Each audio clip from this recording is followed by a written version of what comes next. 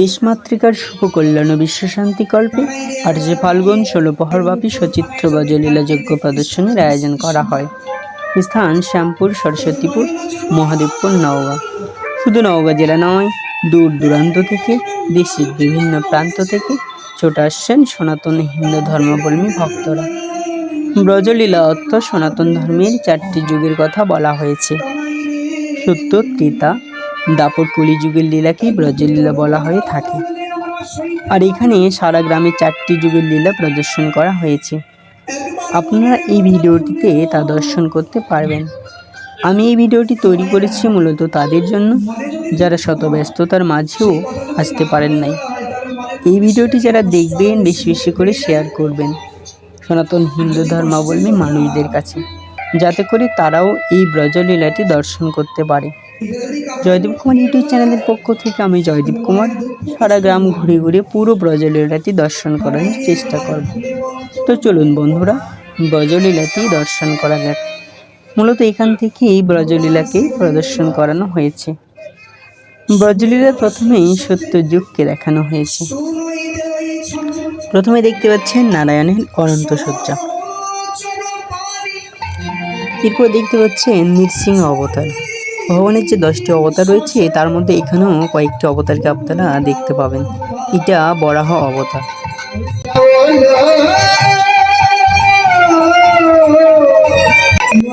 এবার দেখতে পাচ্ছেন কৈলাসে হর পার্বতী। এখানে ছুটে আসা ভক্তরা হর পার্বতীকে প্রণাম করছে। এরপরে সত্য যুগের মধ্যে যেটা দেখানো হয়েছে কাশীর অন্নপূর্ণা।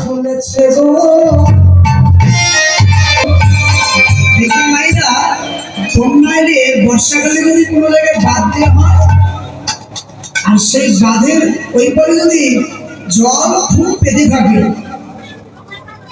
যদি একবার কোনোভাবে বাঁধটা ভেঙে যায় দেখবেন হর পার্বতীর বিবাহ। এরপরে যাকে আপনারা দেখতে পাচ্ছেন তিনি হচ্ছেন পরশুরাম অবতার। এই পরশুরাম 21 বার পৃথিবীতে ক্ষৈত্যকে নিধন করেছিল।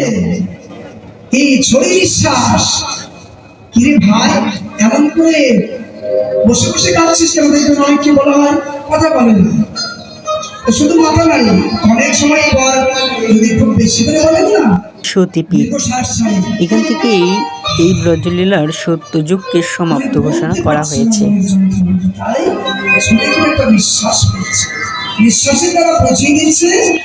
এবার আমরা দর্শন করব ত্রেতা যুগের লীলাগুলো।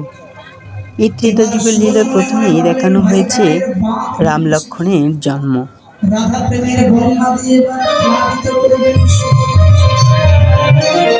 এরপরে আপনারা দেখতে পাবেন মাতা সীতার জন্ম। সনাতন হিন্দু ধর্মে মাতা সীতার জন্ম বিষয়ে যেটা বলা আছে, রাজা জনক যখন হাল চাষ করছিলেন গুরু দ্বারা, সেখানে তাকে কুড়িয়ে পেয়েছিলেন, আর সেটা এখানে দেখানো হয়েছে।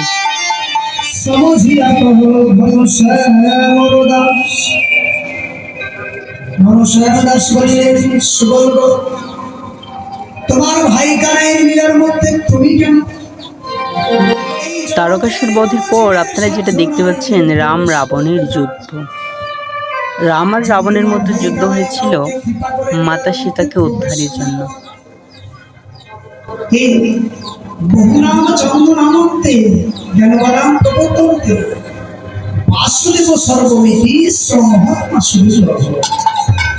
ভগবান কি ভাই বলছে, আমি কৃষ্ণ ভগবান আমাকে জানতে পারে,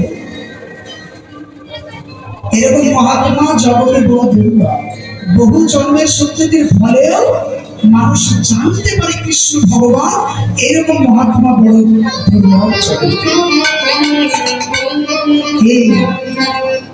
শুধু তাই যে ভগবানকে জানার জন্য পাওয়ার জন্য যারা বসেছে, এই ভগবানকে স্বয়ং সৃষ্টিকর্তা ব্রহ্মাই আজ পর্যন্ত দেখতে ব্যর্থ। এই জন্য লীলার সঙ্গে একটু বিচার করতে হবে, তবে তো হৃদয়ের মধ্যে দীনতা আসবে। আর দীনতা না যদি আসে তাহলে আপনি পাবেন কি করে? এই জন্য তো আমরা গুরু ধরি, এই জন্য আমি গুরু আর আমি হচ্ছি লোক। আমার মধ্যে যদি দীনতা না থাকবে তাহলে গুরুদেব কি আমার কিছু দেবে? গুরুদেবের চরণে প্রণাম করে মাথা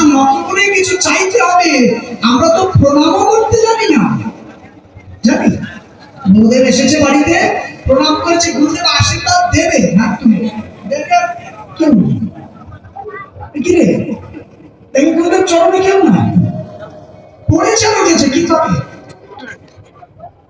প্রণাম করছে পড়ে সে আর উঠেছে। আর এখন দেখবেন কি একটা প্রণাম করার স্টাইল ঠাকুরদের, অষ্টাঙ্গে প্রণাম, পঞ্চাঙ্গে প্রণাম, এগুলো খুব কম দেখা যায়। দেখবেন বৈষ্ণবকে দেখলে কি, বৈষ্ণব দেখে যেবার নাম হবে মন্দ, তার মন্দ পড়ে গিয়া নমের করল। বৈষ্ণব দেখিয়া যেবার ভয়ে গঙ্গা যায়, ত্রৈলোক্য তারিণী গঙ্গা দূরে চলে যায়। গঙ্গায় স্নান করলে মানুষের পাপ ধৌত হয়, আর বৈষ্ণবের পদ দর্শন করলে জীবন ধৌত হয়ে যায়। গঙ্গার চাইতে বৈষ্ণবের মাহাত্ম্য বেশি। ঠাকুর মশাই বলেনি বৈষ্ণবের চরণ ধুলি তাই মোর স্নানে গেলি, তর্পণ মোর বৈষ্ণবেরও না। আমরা তর্পণ করি মহালয়ার দিনে, করি না? পূর্বপুরুষের উদ্দেশ্যে।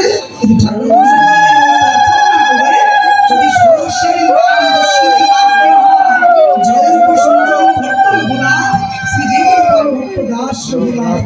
এটাই যদি নেওয়া হয় তাহলে তর্পণ করার চাইতে দ্বিগুণ হবে।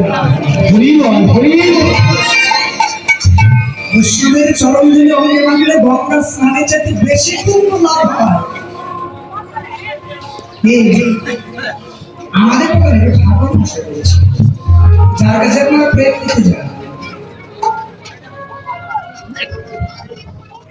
মায়েরা বৈষ্ণবের মাহাত্ম্য এইরকম। যাকে খাওয়ার জন্য কোনো বসেছে তাকে ব্রহ্ম পর্যন্ত দেখতে পায়। দেখবেন ভাগবত বলে দেখতে, সেখানে বলা হচ্ছে ব্রহ্মা মূলত এখান থেকেই দাপর যুগকে দেখানো হয়েছে। দাপর যুগে প্রথমে যদি আমরা আসি, তাহলে প্রথমে আমাদের চোখে পড়বে শ্রীকৃষ্ণের বিশ্বরূপ দর্শন। অর্জুন শ্রীকৃষ্ণের কাছে অনুরোধ করেছিলেন, সেই অনুরোধেই তিনি তার বিশ্বরূপ তাকে দেখিয়েছিলেন এবং যুদ্ধে অনুপ্রাণিত করেছিলেন। কোন যুদ্ধে? মহাভারতের কুরুক্ষেত্র যুদ্ধে। 80,40,000 বছর যেদিন হবে সেদিন হয় ব্রহ্মার 14 মন্বন্তরে সহস্র চতুর্যুগে ব্রহ্মার একদিন, আবার সহস্র চতুর্যুগে ব্রহ্মার এক রাত। এভাবে ব্রহ্মা 100 বছর বেঁচে থাকবে। তাহলে সেইভাবে ব্রহ্মাকে এই হিসেবে 1000 বছর ধরে আসা যাওয়া করেও ব্রহ্মা কৃষ্ণের দর্শন পায়। বুঝতে পারছেন মায়েরা, সেই ভগবানকে পেতে গেলে কতটা কঠোর হতে হয় ভজনের দিকে। একবার শুধুমাত্র এই ধরিত্রী মাতা গাভীর রূপ ধারণ করে ব্রহ্মাকে সঙ্গে নিয়ে গিয়ে দাঁড়িয়েছিলেন ক্ষীরোদ সাগরে। সেখানে ভগবান বললেন, ব্রহ্মা তুমি যাও, আমি কিছুদিন পরে পৃথিবীতে এসে আবির হতে হবে। শুধু এইটুকু শুনতে পেয়েছিলেন, উনি দেখতে পাননি। ব্রহ্মা হচ্ছে আমাদের দাদু। আমরা মানুষ জাতি, আমাদের পিতা হচ্ছে মনু, আর মনুর পিতা হচ্ছে ব্রহ্মা। সেদিক দিয়ে দেখতে গেলে ব্রহ্মা আমাদের দাদু। আমাদের দাদু ভগবানকে দেখতে পেল না, ভগবানকে চিনতে না পেরে জগৎ শেঠের বাড়ি। জগৎ শেঠের বাড়ির কাছে একটা স্বর্ণের তালের গাছ ছিল, যেটা আপনারা সবাই শুনেছেন, হয়তো অনেকে দেখেও এসেছেন ভারতে। আর এই সেই স্বর্ণের তাল গাছটি এই ব্রজলীলাতে এখানে এটিকেই স্বর্ণের তাল গাছ হিসেবে দেখানো হয়েছে। হংসের উপরে চড়ি চতুর্মুখে মন্ত্র পড়ি, স্তব করে কানে চারিপাশে দেবগোষ্ঠীর ধর্ম। এর মধ্যে দেখবেন সেখানে বলা হচ্ছে ব্রহ্মা কি অপরাধ করলো? কৃষ্ণকে চিনতে পারেনি। আরে যিনি স্বয়ং ভগবান, তিনি কখনো গরু চড়াতে পারেন? এটা হয় মেনে নেওয়া যায়? ভগবান কখনো গরু চড়ায়? এজন্য চিনতে না পেরে তিনি কি করলেন? ভগবানের সখাদেরকে এবং ধেনুবর্ষকে চুরি করলেন। চুরি করে নিয়ে গিয়ে একটা গুহার মধ্যে যখন রাখলে, 1 বছর পরে ব্রহ্মা তাকিয়ে দেখলেন যেভাবে কিনা চলছিল বৃন্দাবনে, ওইভাবেই কিনা চলছে। ব্রহ্মা অবাক হয়ে গেলেন। তবে সেই গাভী এবং রাখালেরা কি চলে গেছে? একবার গুহার মধ্যে তাকিয়ে দেখলেন যাদেরকে বন্দি করে রেখেছিলাম তারা সবাই আছে, আবার তারাই বৃন্দাবনে খেলছে। ব্রহ্মা বুঝতে পারলেন কৃষ্ণ সাধারণ ব্যক্তি নয়, সাধারণ মানুষ নয়। আছাড় খেয়ে গিয়ে পড়েছিলেন ব্রহ্মা কৃষ্ণের চরণে, হে গোবিন্দ, যে ব্রহ্মত্ব জ্ঞানে তোমার মতো ভগবানকে জানা যায় না, তুমি আমার সেই ব্রহ্মত্ব জ্ঞান কেড়ে দাও। আর আমার ইচ্ছে হয় তোমার ওই ব্রজবাসীদের দ্বারে দ্বারে, তোমার ওই মধুময় শ্রীধাম বৃন্দাবনে বৃন্দাবনে। এই ব্রজলীলাটি দেখালাম আপনাদেরকে। আমি এবার আপনাদের সঙ্গে এক ভক্তের সঙ্গে পরিচয় করাবো এবং এই ভক্তের অনুভূতিটি আমি জানতে চাইব। যদি কীটপতঙ্গ হয়, তো হরে কৃষ্ণ, নমস্কার। হ্যাঁ, কেমন আছেন? হ্যাঁ, ভালোই আছি। তো নওগাঁ কীর্তিপুর জালম থেকে আসছি। আচ্ছা, নওগাঁ কীর্তিপুর জালম থেকে আসছেন। হ্যাঁ তো এখানে এসে আপনার কেমন লাগতেছে? হ্যাঁ, মোটামুটি ভালো লাগতেছে। আমাদের যে নব বৃন্দাবন ওজনে দেখতেছি, খুব সুন্দর লাগতেছে। তো এই আয়োজনটা যে হয়েছে, তো এখানে কোনো ত্রুটি দেখতে পাচ্ছেন কিনা? না, এই মুহূর্তে তো কোনো টুটি দেখতে পাচ্ছি না। আমরা খুব সুন্দর লাগছে। আচ্ছা খুব সুন্দর পরিবেশে আমরা দর্শন করছি। আচ্ছা, আপনার জ্ঞান থেকে যদি আপনি মনে করেন যে আরো কেমন হলে এটা আরো সুন্দর করা যেতে পারতো, আপনার কি মনে হয়? হ্যাঁ, এটা যে কত পর হচ্ছে, অষ্টপহর না 16 প্রহর ব্যাপী লীলা কীর্তন হচ্ছে। 64 পহর হলে খুব ভালো হতো। এটা আয়োজনটা হ্যাঁ, পরের সময় হয়ে আমাদের একটু আরো আনন্দ লাগছে বা ভালো লাগছে। আচ্ছা, ঠিক আছে, আপনাকে ধন্যবাদ। এই নৌকাবিলাস দর্শনের মধ্য দিয়েই দাপর যুগের সচিত্র লীলাগুলো সমাপ্ত হলো। এবার আমরা প্রবেশ করব কলিযুগের সচিত্র লীলাগুলো দর্শন করতে। এই কলিযুগের লীলার মাধ্যমেই এই ব্রজলীলাটি সমাপ্ত ঘোষণা করা হয়েছে।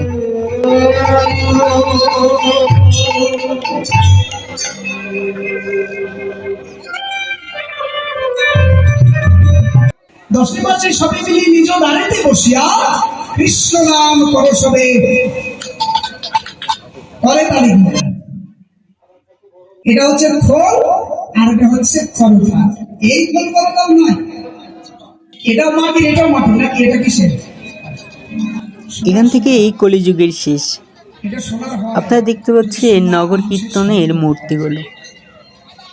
এটার মাধ্যমে তারা বুঝিয়েছেন যে কলিযুগে আমাদের একমাত্র কাজই হচ্ছে বেশি বেশি হরিনাম সংকীর্তন করা।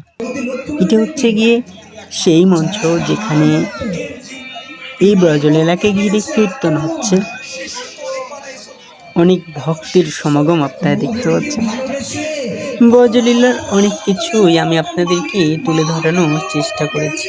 এবার যেটা দেখাচ্ছি, ব্রজলীলা উপলক্ষে যে মানুষগুলো আসবেন তাদের প্রসাদ এখানেই তৈরি হবে।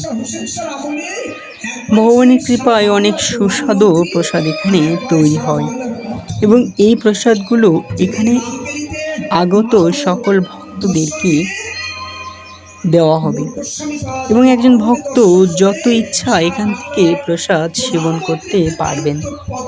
প্রসাদ সেবনের এই জায়গাটা কিন্তু অনেক বড় একটা জায়গা, যাতে করে হাজার হাজার যে ভক্ত আসবে তাদের প্রসাদ পরিবেশনের যেন কোনো সমস্যা না হয়। এতক্ষণ যারা আমার সঙ্গে ছিলেন তাদেরকে অসংখ্য ধন্যবাদ। এখান থেকেই এই ব্রজলীলাটি সমাপ্ত হলো।